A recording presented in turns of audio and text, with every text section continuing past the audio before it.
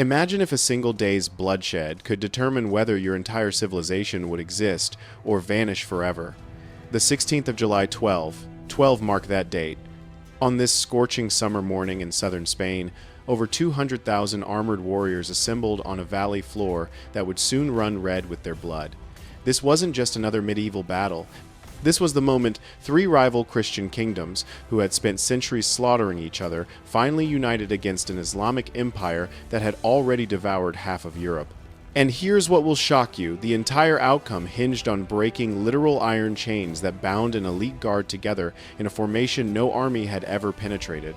But to understand why this battle mattered, we must first witness the catastrophe that haunted every Christian soul in Iberia. 17 years earlier, in 1195, the sands of Alarcos turned crimson with Christian blood. King Alfonso VIII of Castile, proud, confident, certain God, marched with his banners, led his army straight into annihilation. The Almohad forces from North Africa didn't just defeat him, they obliterated his army like a hammer shattering glass. Wave after wave of Muslim cavalry, their curved scimitars gleaming under the merciless sun, cut through Castilian knights as though their armor was parchment. The slaughter at Alarcos was beyond comprehension. Thousands of Christian prisoners were chained together and marched south to Córdoba, where they would spend their remaining days as slaves building mosques on the ruins of churches. The survivors spoke in trembling whispers of black banners stretching to the horizon, of cavalry so numerous the earth itself seemed to move, and of a leader whose name became synonymous with divine wrath, Caliph Yaqub al-Mansur, the victorious. Alfonso barely escaped with his life. But the man who rode away from Alarcos was not the same king who had ridden to battle. That defeat carved itself into Alfonso's soul like a blade that never stopped cutting. He had believed with absolute certainty that God fought beside him, that righteousness would triumph over the infidel.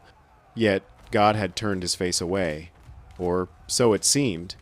In the years following Alarcos, village after village fell to Almohad raiders. Church bells, those sacred voices that called Christians to prayer, were melted down for Moorish cannons. Crosses were torn from tower tops and trampled into mud. Alfonso's court became a place of shadows, filled with whispered doubts and barely concealed contempt. Some nobles questioned whether their king had lost God's favor entirely. But here's what those doubters failed to understand: humiliation can forge steel stronger than any smithy's fire. Alfonso's faith didn't shatter at Alarcos. It crystallized into something harder, sharper, unbreakable. He spent 17 years bearing the weight of that defeat, letting it transform his weakness into an iron purpose. Every morning he knelt before the altar in Toledo's great cathedral, praying not for vengeance but for redemption, not for glory but for one final chance to prove that God had not abandoned Christian Spain. Then, in 1211, the storm clouds gathered once more. Caliph Muhammad al-Nasir, successor to the dynasty that had crushed Alfonso at Alarcos, crossed the sea from Morocco with an army so vast it seemed to darken the very horizon. Al-Nasir sent messengers to every Christian court in Iberia, and their message was brutally simple: I will erase the cross from these lands. Your churches will become stables for my horses. Your sons will be my slaves, your daughters my concubines. Submit now, or watch your entire world burn. Can you imagine receiving such a message? Knowing that behind those words stood an army that had already proven it could deliver on every threat? Alfonso understood immediately this was his moment, his test, perhaps his last. In the flickering candlelight of Toledo's cathedral, Alfonso gathered his most trusted counselors and made a decision that would echo through centuries. He would not face this threat alone as he had at Alarcos. Pride had destroyed him once. Unity would be his salvation now. He sent riders north and east, carrying messages sealed with his royal mark, and these were not commands, but pleas. Brothers in Christ, he wrote, we have fought each other for generations. We have shed Christian blood over borders and titles, while the true enemy masses at our gates. But if we fall divided, we fall forever. Stand with me now, and perhaps God will grant us the victory we could never achieve alone. The response came swiftly. From Aragon, King Pedro II, young, fierce, trained in mountain warfare among Catalonia's peaks, pledged his banner.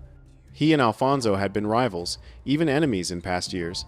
But Pedro possessed the clarity of youth to see what his elders often missed, that some threats transcend old grudges. "My sword is yours," he declared, "until the crescent falls, or we fall together." From the mountain kingdom of Navarre came an even more stunning commitment. King Sancho VII, called El Fuerte. The Strong was a giant among men, literally towering over his contemporaries at nearly 7 feet tall. Silent, brooding, a warrior king who spoke more with his sword than his tongue. When word reached Rome that 3 Christian kings' rivals who had spent decades bleeding each other were uniting against the Almohad threat, Pope Innocent III recognized the historic significance immediately. He declared this a formal crusade, promising spiritual salvation to all who fought. This wasn't merely politics or strategy. This was divine endorsement, transforming a regional conflict into a holy war that would draw warriors from across Christian Europe. And they came from France. Knights arrived wearing white cloaks marked with crimson crosses, seeking redemption for sins through righteous combat. From Italy came soldiers bearing relics of saints, convinced these holy artifacts would shield them from Muslim blades. Portuguese warriors, hardened by endless border wars against Moorish raiders, marched to join the growing host. Even monks abandoned their scriptoriums, trading prayer books for swords. By spring 1212, a crusader army had assembled unlike anything Iberia had witnessed. Chronicles speak of 70,000 warriors, though the true number remains lost to history's fog. What matters is the sight itself, a sea of banners and armor stretching across the plains of La Mancha, reflecting sunlight like a river of steel. They marched south through fields where heat rose in shimmering waves, following ancient Roman roads through valleys where only vultures had witnessed such gatherings before. At night, their campfires, numbered like fallen stars, scattered across the earth. Soldiers from a dozen kingdoms shared wine and stories, bound together by faith and the terrifying knowledge of what awaited them. The rhythm of war drums echoed through valleys, announcing to every village that the fate of Spain itself was marching toward its appointed hour. But ahead of them, beyond the rolling hills and burning plains, stood the Sierra Morena, a jagged wall of mountains cutting Spain in two like God's own barrier. And behind those mountains waited Caliph Muhammad al-Nasir with an army chroniclers claim numbered over 100,000 warriors.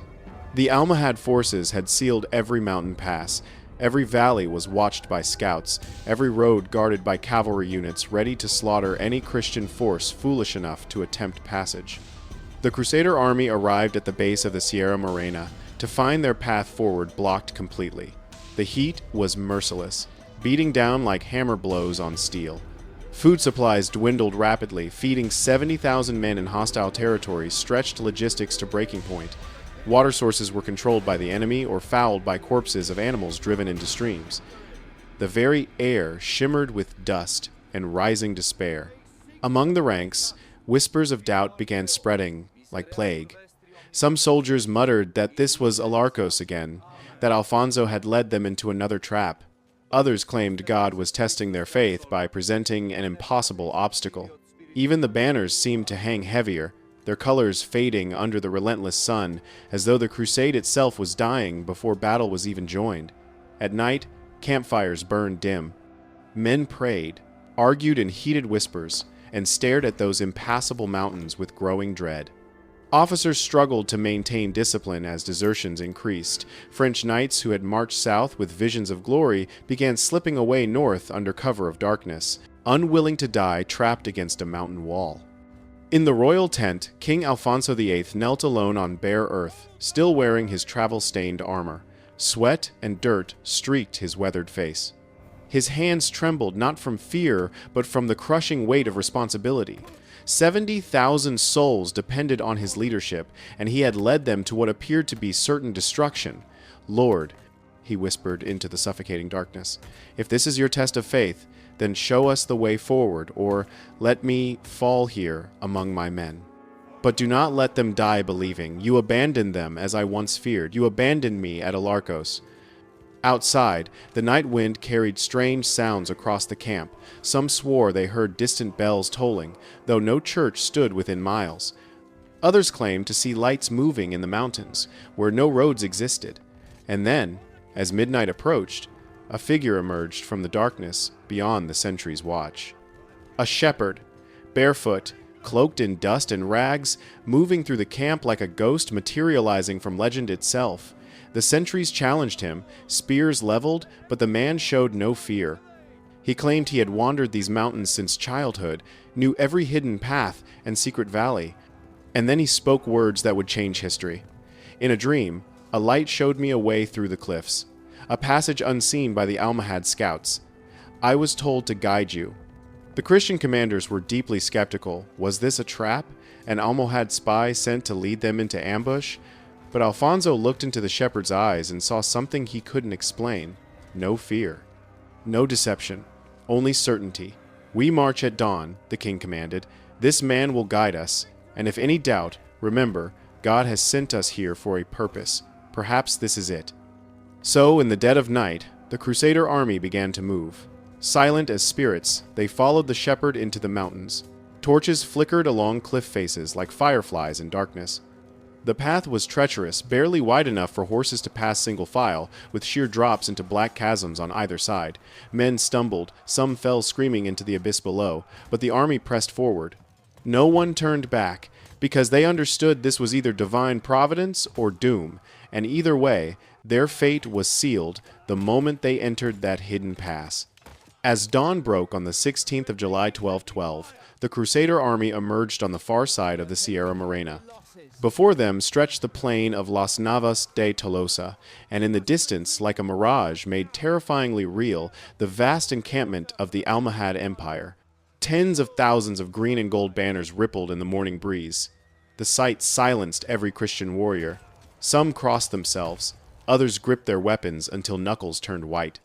For a long moment, no sound disturbed the morning except the whisper of wind through grass that would soon be soaked crimson. Then, from somewhere in the Christian ranks, a single voice began, Deus vult. God wills it. The ancient Crusader cry that had echoed from Jerusalem to Constantinople. Others took up the chant, and within heartbeats, 70,000 voices roared as one, Deus vult, Deus vult. The sound rolled across the valley like thunder announcing Judgment Day. On the opposite side, Almohad war drums began their response, a deep, primal rhythm that made the earth itself tremble. The stage was set for a collision that would determine Spain's destiny for the next 3 centuries. King Alfonso VIII rode to the front of his army. His armor bore the scars of Alarcos and 100 other battles. Behind him stood Pedro II of Aragon, young eyes burning with righteous fury. Beside them loomed the massive figure of Sancho VII of Navarre, whose shadow seemed to stretch across the plain like a dark prophecy.